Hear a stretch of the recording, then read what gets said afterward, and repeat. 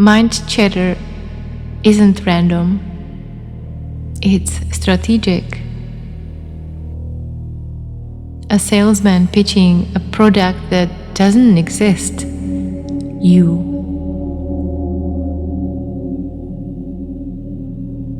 Every prediction, every justification, just scaffolding for a collapsing tower.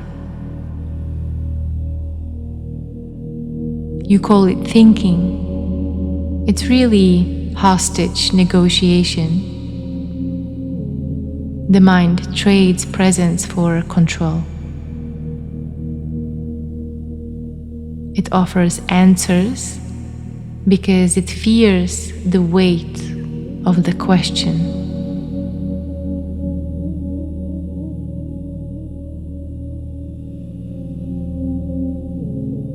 Wisdom isn't loud. It is the silence between lies. I mean, stories.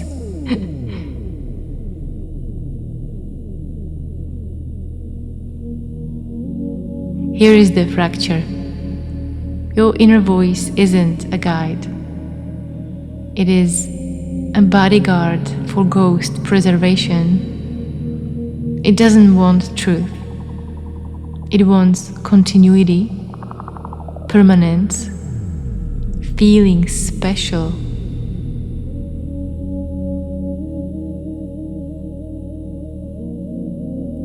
And every story is a leash. Just look. A river doesn't debate its path. It carves canyons by surrendering to gravity.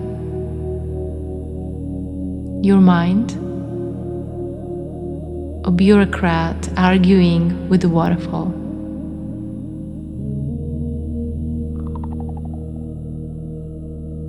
The world is Alice in Wonderland, and you are the scientist trying to explain it.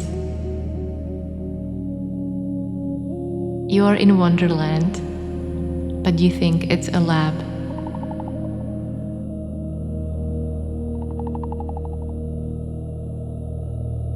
Your wise ancestor leans in, whispers something impossible like, "That tree didn't grow, you shrunk."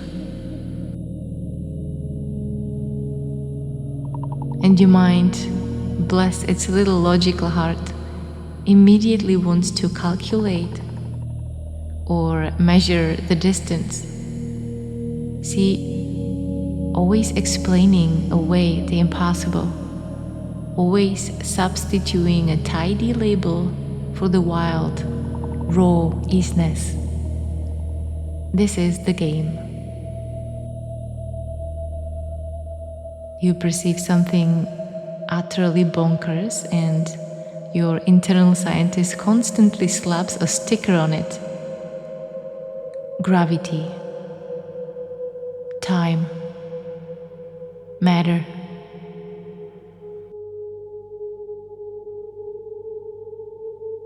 Just words pretending to contain the untamable.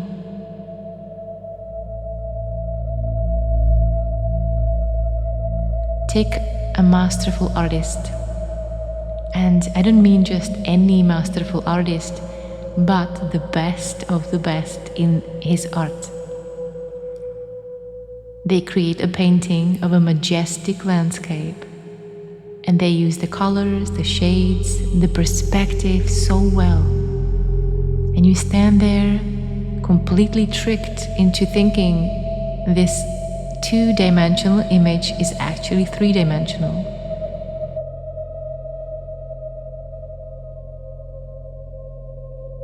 You point to the painted mountain and think, "Oh, that's far away."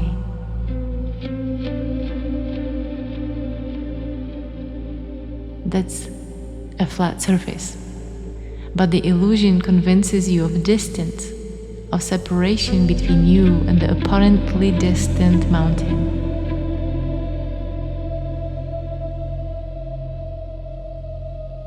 So you're not looking, you're thinking about the looking.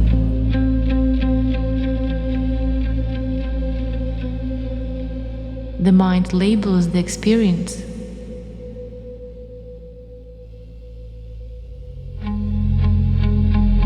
In reality, there is no separation and there is no space to cross.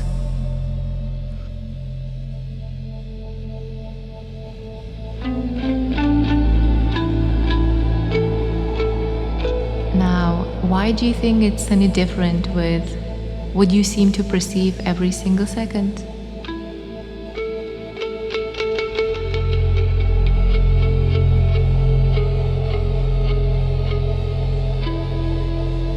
Just because your mind tells you that mountain is over there, that person is separate, that feeling is yours alone.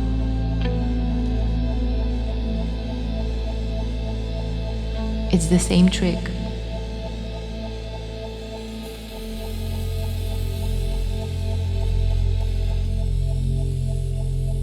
The mind's relentless labeling and spatial mapping create the experience of out there separated from in here.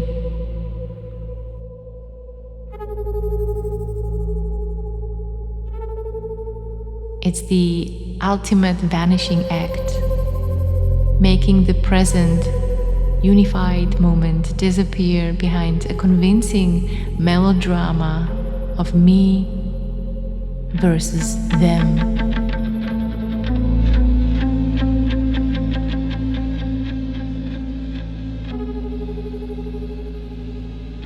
Now let me ask you, how do you know the actual people and objects in your world aren't constantly shrinking and growing?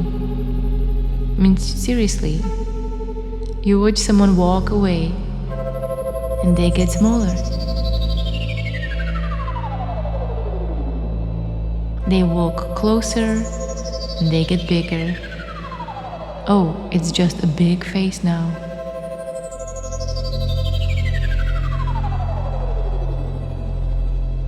This is a constant wild perceptual fluctuation, but your mind, that diligent scientist, instantly provides the explanation. Oh, they are simply getting further or closer to you.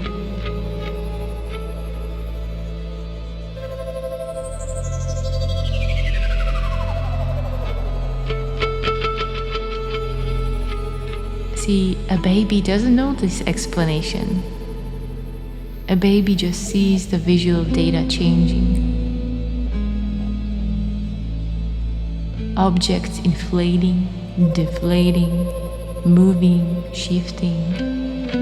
A baby is onto something here. And that's why a baby looks so awestruck.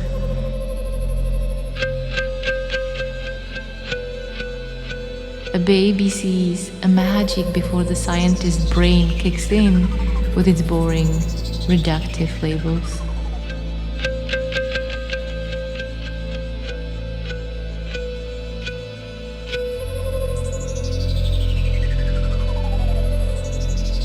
And you think you know. You have been told by parents, by teachers, by the internet, textbooks. They gave you the explanations, the formulas, the law of physics. You learned to believe that you cannot trust your direct experience. The simple, baffling fact of things just changing size and appearance, because you need science, you need explanations to be able to function. And poof, the magic, the sheer impossibility of direct perception is lost, filed under optical illusion or perspective.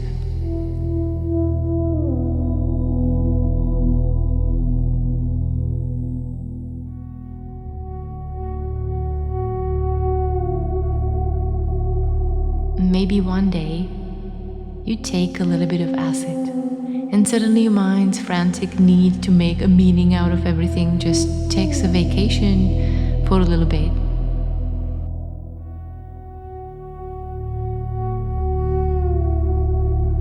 and the scientist steps out for a smoke break.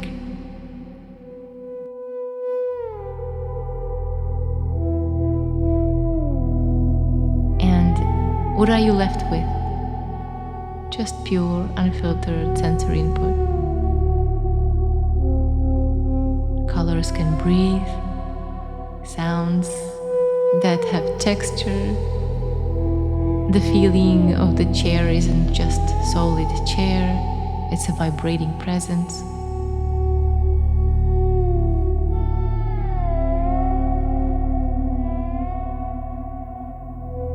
Maybe boundaries dissolve.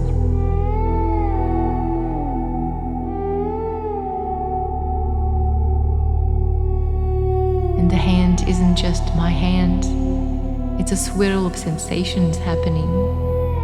The frantic narration stops, the constant explaining, categorizing, separating just pauses.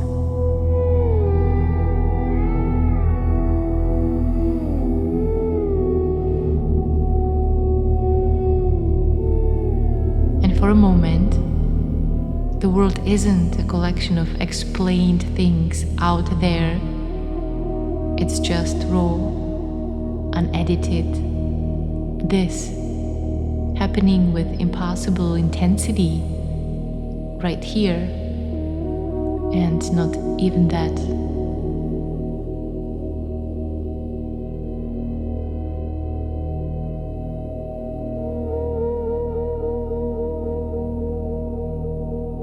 The world is Alice in Wonderland. Objects, if there were objects, change size inexplicably until the scientists explain it away. Causes and effects blur until the scientist draws a sharp line. This is inexplicable magic happening with no beginning and no end.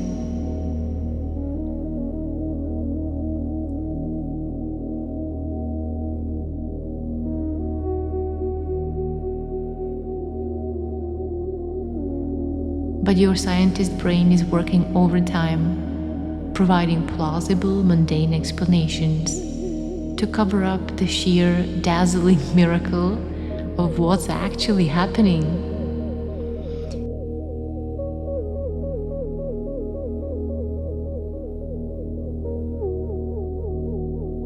It's desperately trying to make Wonderland fit into a textbook. And the payoff isn't finding the real explanation. It's the trippy realization that the explanation itself is the filter.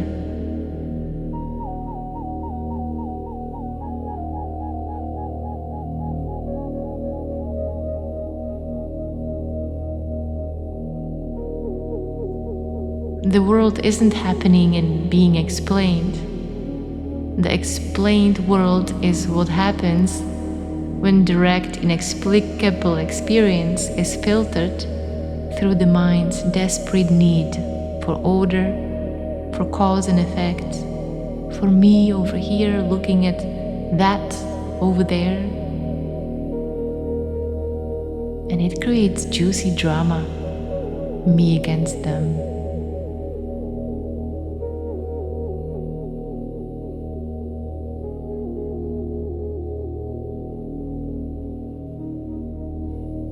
The scientist isn't observing Wonderland. The scientist is creating a smaller, duller version of it by insisting on explanations. And the magic isn't lost, it's just hiding under labels. And the separation you feel is the space between the raw experience and your mind's story about the experience.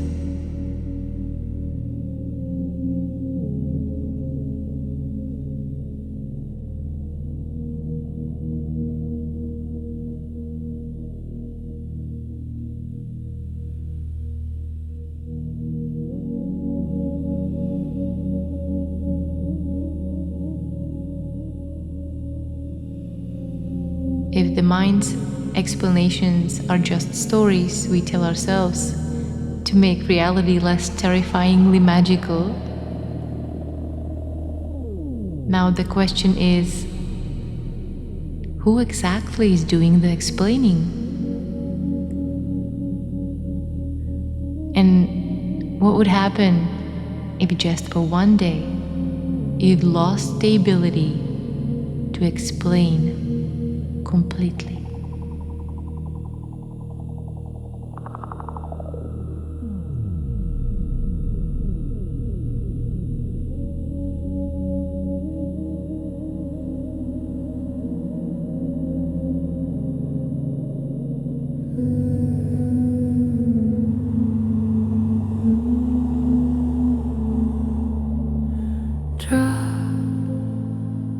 Your shoulders melt your jaw. Breathe like a tired ghost. You're safe, even your thoughts are bored. Your worries forgot their lines. They're shaking on a tiny stage. You clap anyway, because you're kind like that, and none of it was real.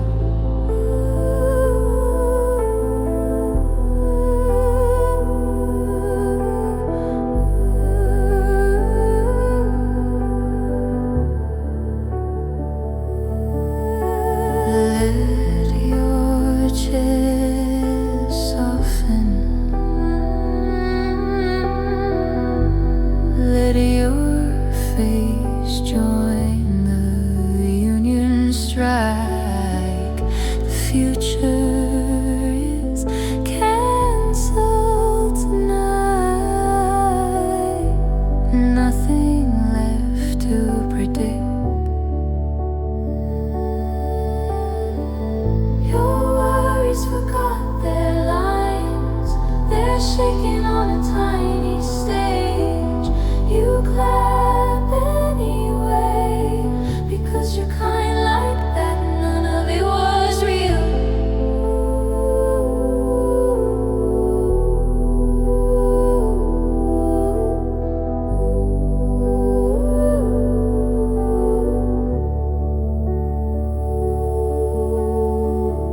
The joke lands, there's no you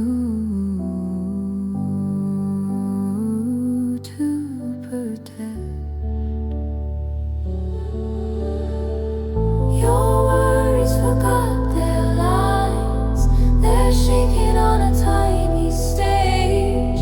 You clap anyway, because you're kind like that, and none of it was real. Your worries forgot their lines. They're shaking on a tiny stage. You clap anyway, because you're kind like that, and none of it was real. This moment is enough.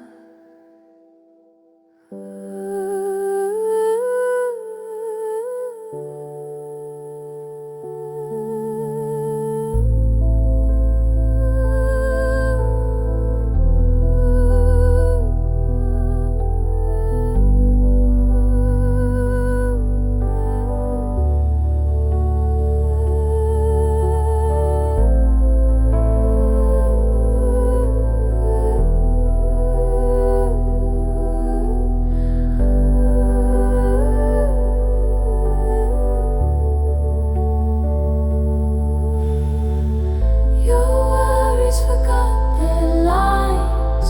They're shaking on a tiny stage.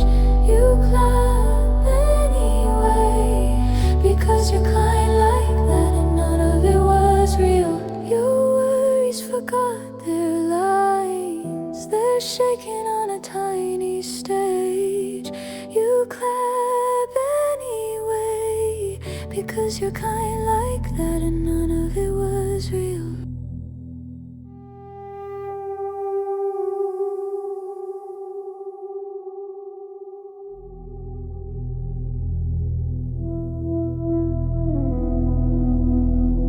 the mind's explanations are just stories we tell ourselves to make reality less terrifyingly magical, now the question is, who exactly is doing the explaining? And what would happen if just for one day you'd lost the ability to explain completely?